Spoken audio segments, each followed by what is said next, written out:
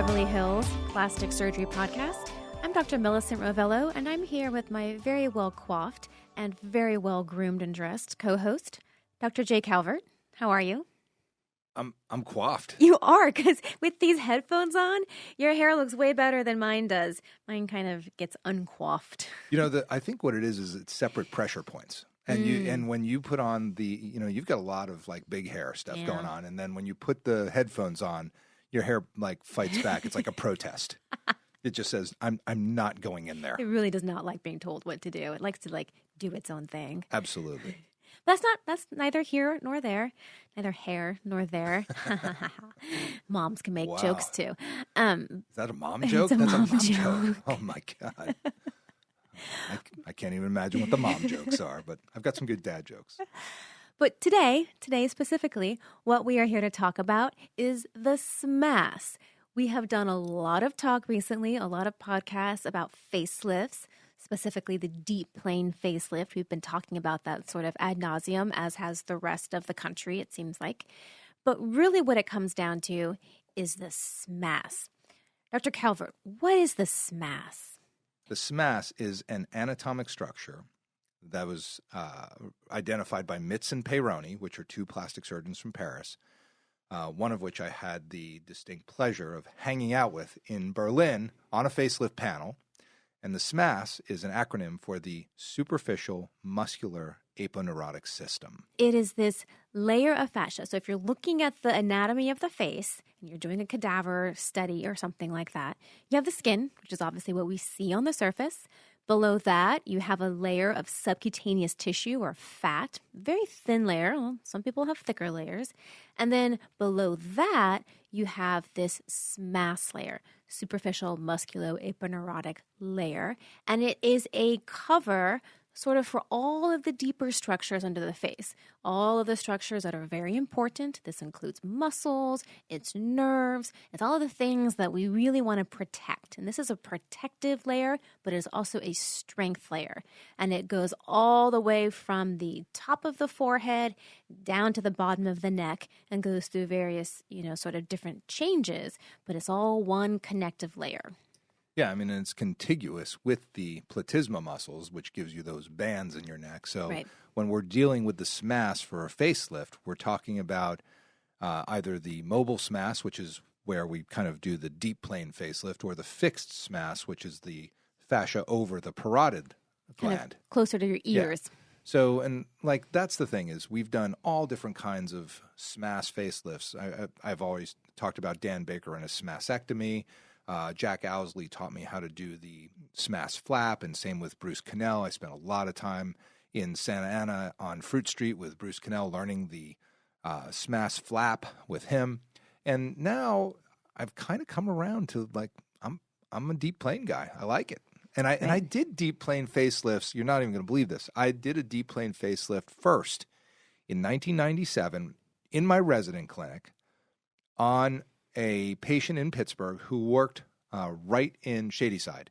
And I got to watch this amazing facelift age so incredibly over the whole time I was in Pittsburgh. But then she sent me photos like for every year for like 10 years after. And I'm telling you, that was probably, and she did it when she was 44. And I don't think she ever needed another facelift. Now, granted, she lives in Pittsburgh and there's no sunshine there, so you never get any UV rays. But this SMAS facelift really worked great. And it was a deep plane. And I was doing it based off of the work of Tord Skoog, who's a guy who wrote a book in like the early 70s about doing these composite SMAS facelifts. And that's what I did. And so this is not a new technique, although if you ask any of the Instagram plastic surgeons, they definitely invented it, which is odd. But, that's not the case. The case is it has been around for years. And the technique is powerful. But this is not just about the deep plane technique. This is about the SMAS. And you can treat it in a barrage of different ways because the SMAS is definitely the strength layer of the face. So instead of putting all the tension on the skin to hold it up, you dissect out the SMAS, you cut it, you trim it, you do whatever you need to do, and you put sutures in it. And that's what's holding the face up. Then Right. the skin is just redraped over it, and those sutures are tiny, and they're just designed to reapproximate the skin, but they're not holding it together for its life. But the other thing about separating out the SMAS from the skin is that you can get different vectors of pull. So you can pull vertically on that SMAS and really get the jowls and the lower face to come in one direction, and you can redrape the skin in another. So you can adjust the facelift vectors as needed to really create a smooth, harmonious result. Yeah, and it's all about how you set up to do that. And this is where we were in Miami, and there was a huge facelift panel with all the guys that are doing different types of facelifts. And Susan said it best. He said, if you go to a good plastic surgeon, you're gonna get a good facelift, no matter what technique they use. All right, no matter what, any facelift that you're getting in 2023, the surgeon's going to be doing something to your SMAS. You're not going to get a skin. If you're going to a legit plastic surgeon, I'm not going to talk about the lunchtime facelift procedures that are out there. But if you're going and getting a legitimate facelift, then your surgeon's going to do something to the SMAS. It can be as simple as a plication, where you sort of just fold it on itself and run a suture layer through it.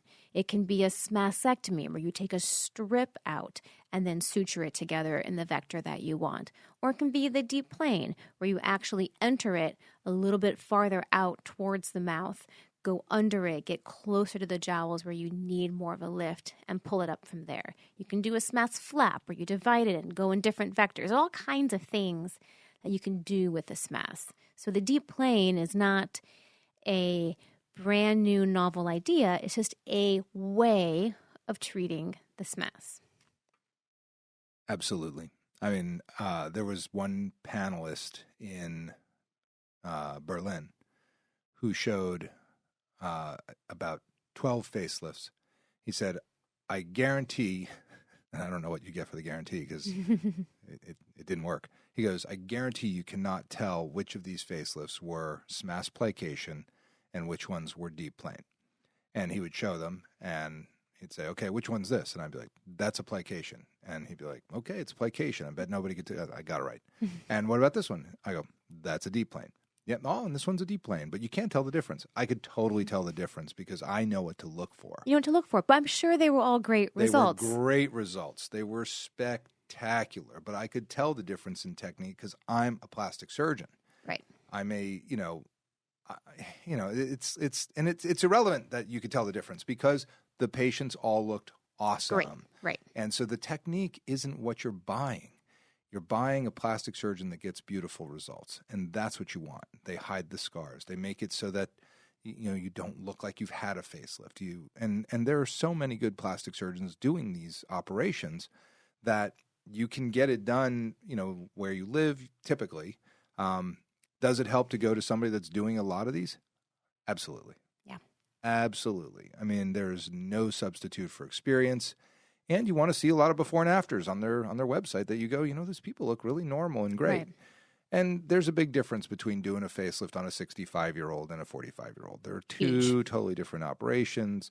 We all struggle with the 65-year-old trying to have their first facelift when the skin is, draped down from their chin directly to their sternal notch. I mean, that operation is really different than somebody who's starting to show some jowls and their face has become more boxy and they're 45 years old and they're like, I don't want to start to look like my mom or my grandma, and let's do this.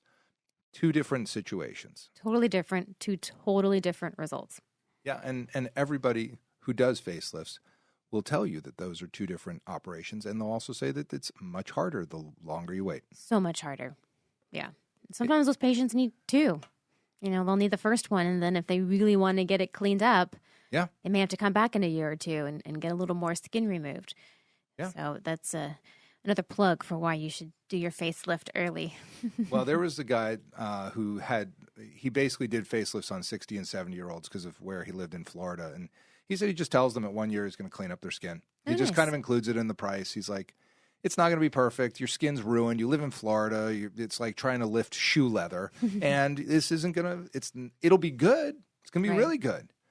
You're going to look way better. But it's not going to be the way that I want it. It's not going to be the tightness that I want.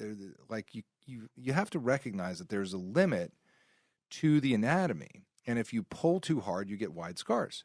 And if you don't have good support, and there's all these things that we're up against as surgeons that are a lot easier to do when you're younger. Yes, agreed. And then when you come in, like I'm going to in my mid or late 50s to get this facelift done, then, you're going to have the surgeon kind of cursing you a little bit, like, I should have done this 10 years ago. Why I got to work so hard? Don't you think? Yes, there will be some cursing at your facelift. You're already planning. You've already got you'll know the parts that are going to be hard already too.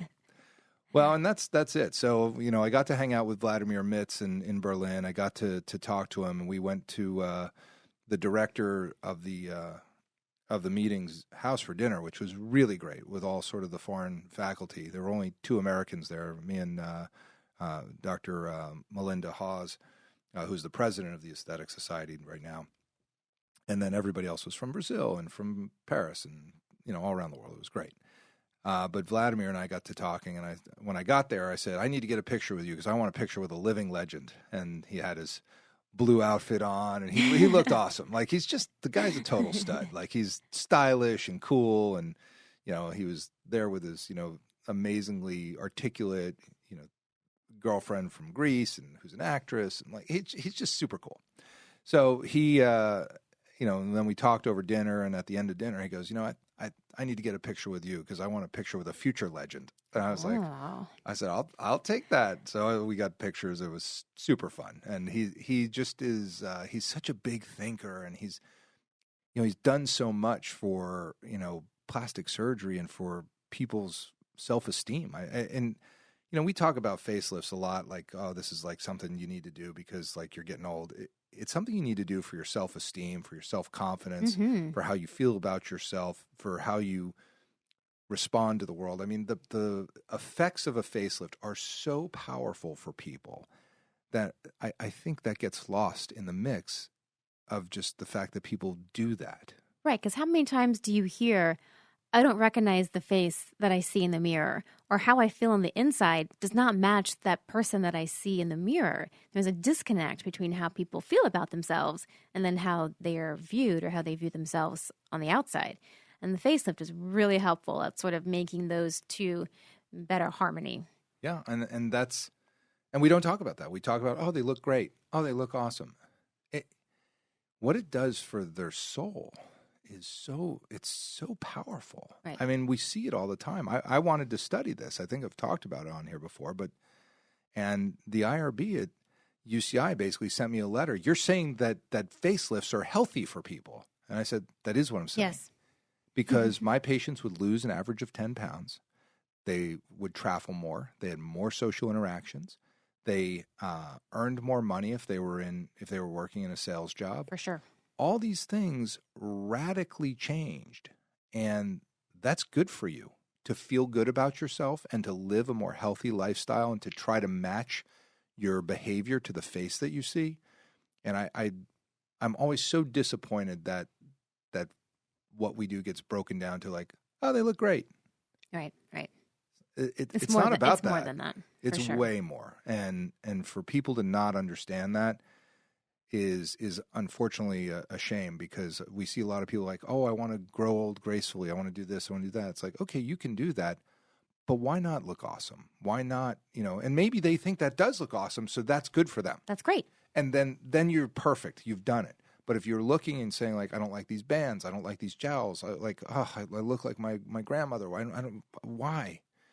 That's when you start exploring the options to having facial rejuvenation, because it's not just a rejuvenation of your face. It's a rejuvenation of your person, of your soul, of who you are, how you receive yourself, how others receive you. It's a big deal. Wow. That was a big jump from our initial SMAS anatomy talk, but I like it. I got emotional. I got moved by that.